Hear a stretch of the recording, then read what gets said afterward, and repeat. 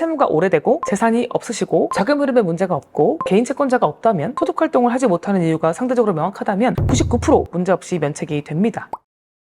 네, 안녕하세요. 회생파산연구소 이사연 변호사입니다. 지난 영상, 개인 파산 진행이 어려울 수 있는 이유에 대해서 모두 보셨을까요? 면책 불허가 사유가 법률적으로 규정되어 있는 개인 파산은 아무래도 개인 회생보다는 진행이 어려운 점들이 있다는 게 주된 내용이었습니다. 그렇다면 오늘은 어떤 사람들이 개인 파산을 할 때 면책 결정이 잘 나오는가? 즉, 개인 파산을 진행하기에 유리한 분들은 어떤 분들인가를 알아보겠습니다. 첫 번째로는요, 빚이 아주 오래된 경우라면 개인 파산 진행에 유리합니다. 돈을 빌린 날, 그러니까 채무가 발생한 시기가 최근 1, 2년 사이보다는 5년, 10년, 그보다 훨씬 더 이전의 채무일수록 유리하다는 뜻입니다. 개인 파산에서는 보통 통장 거래 내역을 3년에서 5년, 길게는 최대 10년까지 확인을 하고 있는데요. 기간이 너무 방대하죠. 그런데 만약 오래된 빚을 갖고 계신 분들은 보통 암 때문에 통장도 잘 못 쓰시고요. 쓰신다고 하더라도 제출할 내역이 별로 없습니다. 또 빌린 날이 10년도 더 됐다면 별도로 대출을 받아서 어디에 썼는지를 상세히 정리하지 않아도 되니까 비교적 최근에 개인 파산에 이르게 되신 분들보다는 진행이 좀 더 수월할 수 있습니다. 너무 오랫동안 이렇게 빚을 갖고 계신 분들은 오죽 어려웠으면 이렇게 오랜 기간 신용불량자로 살았을까라는 부분을 또 참고를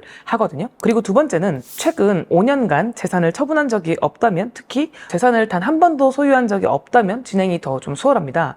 여기서 말씀드리는 재산은 중고 자동차나 1,000만 원 이하의 소액의 보증금 같은 그런 재산을 말하는 게 아니라 부동산이나 뭐 사업장 처분, 좀 굵직한 재산을 처분한 걸 말하는데요. 재산을 처분한 적이 있다고 개인 파산이 불가능하다는 게 아니라요. 아무래도 재산을 처분한 이력이 있으신 분들은 처분 후에 그걸 어떻게 사용하였는지에 대해서 법원이 내역을 좀 꼼꼼히 보시기 때문에 상세히 그 소명을 요구를 하시고요. 혹시나 어디에 썼는지에 대한 좀 객관적인 자료가 좀 빠질 수 있는 경우들 있잖아요. 그럴 때는 그런 자료들이 없거나 아니면 가족들에게 뭐 이체한 내역이 있는데 그게 좀 소명이 잘 안 되거나 이런 경우에는 법원에 납부해야 되는 환수금이 생길 수 있기 때문에 주의하실 필요가 있겠죠. 세 번째는 두 가지 이유랑 조금 비슷한데 최근 5년간 자금 흐름이 좀 큰 문제가 없는 채무자분들이에요. 이게 무슨 말이냐면 해당 기간 내에 채무 사용처를 소명할 필요도 없고 재산을 처분한 이력도 없다면 통장 거래 내역이 좀 깨끗하실 거 아니에요. 그렇다면 개인 파산을 진행하시기에 아주 좋은 조건이 될 수 있다는 겁니다. 개인 파산이라는 게 사실 이 통장 거래 내역 때문에 문제가 되는 경우들이 좀 대부분이거든요. 보통 채무자들이 기억하기에는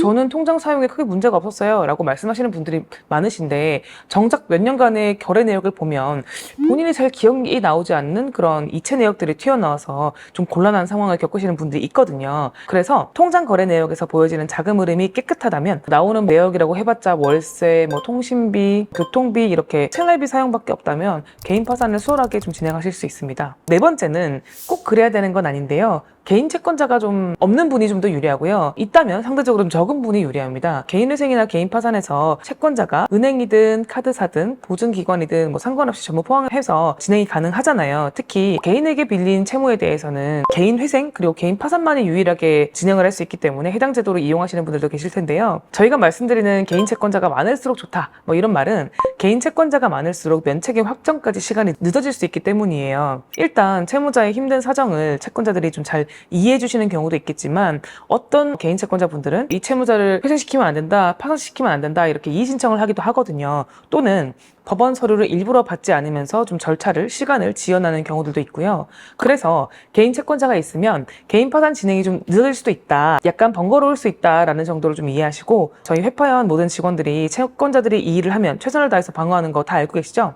다섯 번째는 연세가 많으시거나 지병이나 장애가 있으시거나 해서 소득 활동을 좀 할 수 없는 이유가 명확할 때입니다. 개인 파산과 개인 회생의 가장 큰 차이점 중에 하나가 바로 이 소득 활동의 유지, 꾸준한 월 수입이 있느냐 였는데요. 개인 파산에서는 채무자가 왜 오랜 기간 돈을 벌 수 없었는지, 개인 회생이 가능한 건 아닌가 뭐 이런 부분들을 구체적으로 확인을 하고 있습니다. 그렇기 때문에 그 사유가 명확할수록 좀 더 수월하게 진행이 할 수 있겠죠. 종합하자면 일단 채무가 오래되고 재산이 없으시고 자금 흐름에 문제가 없고 개인 채권자가 없다면, 그리고 소득 활동을 하지 못하는 이유가 상대적으로 명확하다면 99% 문제없이 면책이 됩니다.